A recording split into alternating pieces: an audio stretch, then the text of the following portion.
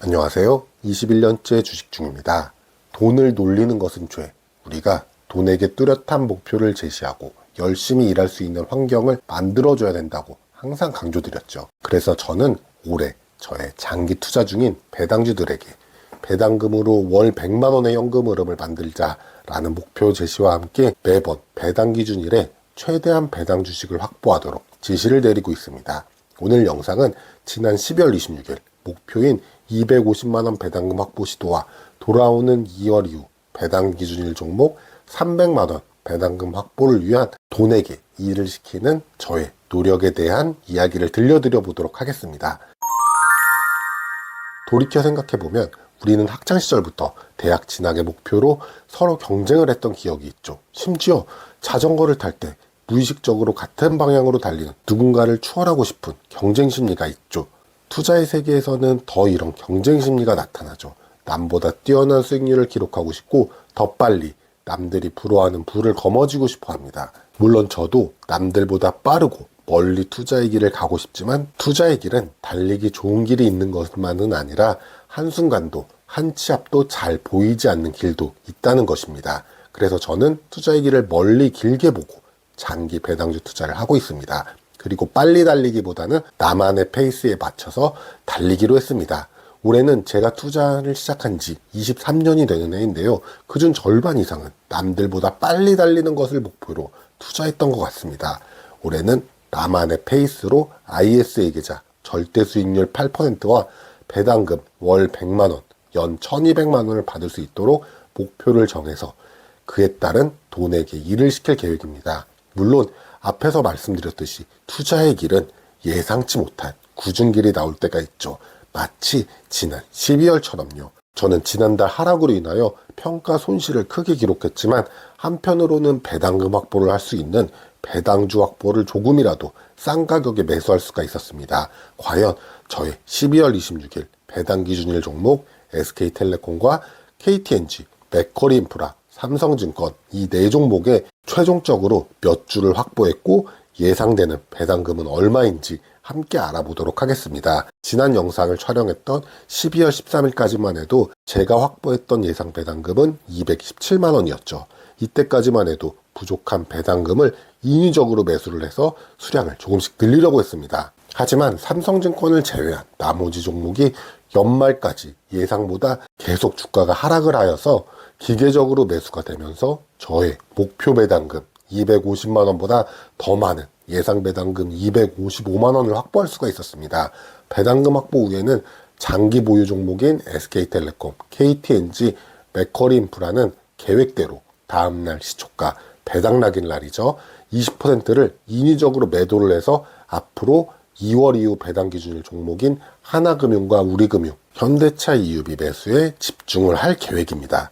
장기 보유 종목이 아닌 삼성증권은 전량 다 매도할 계획이었습니다. 이렇게 12월 말 배당 기준일 종목 배당금을 확보한 후에 계획이었는데요. 그런데 배당락 이후 두 가지 어려운 점이 생겼는데요. 먼저 첫 번째는 배당금 확보를 위해 보유했던 삼성증권이 청산이 제대로 이루어지지 않았습니다. 삼성증권 배당 기준일 전까지의 주가 흐름은 좋은 흐름을 가져왔으나 배당락일날 예상 배당 7%보다 더 크게 하락을 했습니다. 거의 10% 가깝게 하락을 했는데요.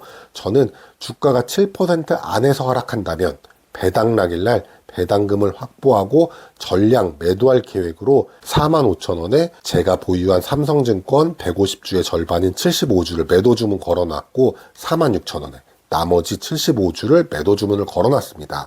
45,000원에만 매도가 되었고 그 후에 하락폭을 점점 더 키웠습니다. 저는 계획을 변경해서 추가로 하락 시 분할 매수로 삼성증권을 오히려 매수를 했습니다. 아직까지 삼성증권을 보유 중이지만 반등 시에는 전량 매도를 할 계획입니다. 두 번째는 맥쿼리인프라의 끝없는 하락이 발생했는데요. 저뿐만이 아니라 맥쿼리인프라를 보유하신 주주님들도 고민이 깊으실 텐데요. 저는 맥쿼리인프라를 장기 보유하면서 크진 않지만 나름 괜찮은 배당 수익과 시세 차이까지 거두고 있었던 종목이지만 작년부터 예상치 못한 배당컷과 계속된 유상증자로 인하여 주가 흐름이 많이 안 좋은 상황입니다. 그래도 저는 이번 12월까지 배당금 확보를 위해 울며 겨자 먹기 식으로 하락 시에 기계적으로 맥쿼리인프라 주식 수량을 늘렸습니다. 제가 맥쿼리인프라를 저의 전체 ISA 계좌 포트폴리오에서 목표로 하는 투자 비중이 10% 내외이지만 지금은 15% 가까이 늘어난 상황입니다. 물론 주가가 떨어지면 배당 수익률이 올라가기 때문에 매력적인 주가가 될 수는 있으나 만약 유상증자로 늘어난 주식수만큼 순이익이 같이 못 올라가는 상황, 한마디로 주당 순이익이 계속해서 줄어든다면 향후 배당컷도 가능한 상황이기도 합니다. 따라서 저는 돌아오는 1월 말에 발표하는 지난 분기 실적을 확인한 후 비중 조절을 실행할 계획입니다. 그리고 이제는 다음 단계인 2월 이후 배당 기준일 종목 하나금융, 우리금융, 현대차, 이유비의 배당금을 모을 차례죠. 이 세 종목 모두 작년 연말부터 최근까지 모두 20일 이동평균선 아래로 주가가 떨어져 있는 상황입니다.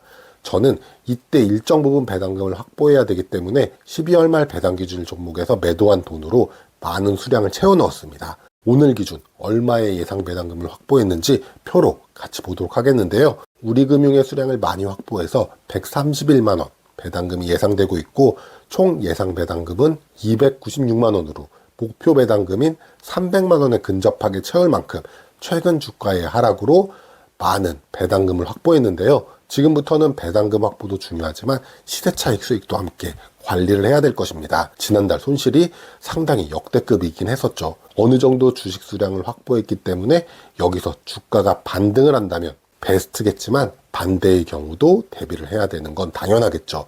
저는 지난 영상에서 말씀드렸듯이 평소에 목표 현금 비중을 15%로 가져갔지만 당분간은 국내외 상황을 보면서 20%로 조금은 보수적으로 현금 비중을 가져갈 계획입니다. 새해 들어오면서 국내 주식시장에 온기가 돌고 있는 느낌입니다. 물론 낙폭과대에 따른 반등일 수도 있겠지만 자신만의 계획으로 좋은 분위기에 편승되길 바라겠습니다. 다음 영상에서도 계속 저의 배당주로 먹고 살기 2단계 도전을 함께 하시죠. 오늘 영상이 도움이 되셨다면 구독, 좋아요 부탁드립니다.